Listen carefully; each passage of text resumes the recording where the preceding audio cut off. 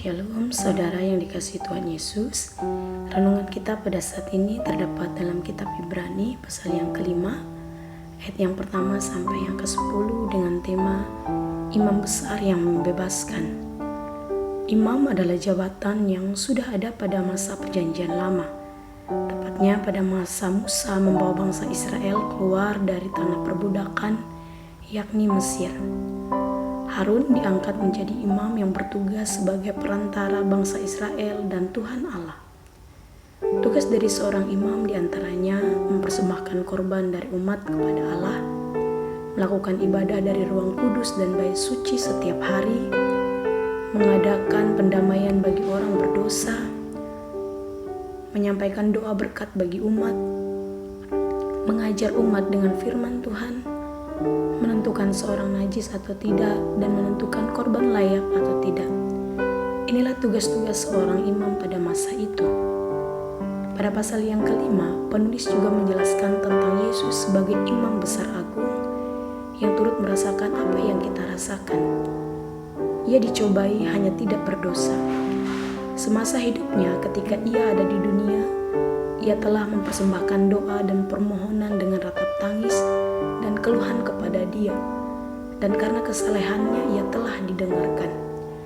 Ia taat sampai akhir dengan mengorbankan dirinya di kayu salib, menjadikan dirinya sebagai penebusan bagi banyak orang, yang sampai pada kesempurnaannya Yesus menjadi pokok keselamatan abadi bagi semua orang yang mau taat kepadanya. Tujuan dari penulisan surat kepada jemaat Ibrani karena keadaan pada masa itu terjadi, mereka mengalami penganiayaan dan keputusasaan, sehingga surat ini ada untuk mengingatkan kembali mereka untuk tetap mempertahankan pengakuan mereka terhadap Kristus hingga pada masa kesudahannya, untuk maju terus untuk menuju kedewasaan rohani, dan untuk tidak kembali kepada kehidupan di bawah hukuman dengan cara meninggalkan kepercayaan kepada Yesus Kristus. Yesus sebagai imam besar agung sudah melaksanakan semua tugas dari seorang imam. Bahkan ia menjadi korban penebusan dan dilakukan satu kali sebagai penebusan lunas untuk selamanya, tanpa harus mengorbankan korban selamat, korban penebus dosa, dan yang lainnya yang kerap kali dilakukan oleh bangsa Israel. Saudara yang terkasih, dalam perjalanan iman kita bersama Yesus Kristus mungkin tidak sama dengan keadaan jemaat Tuhan pada saat itu.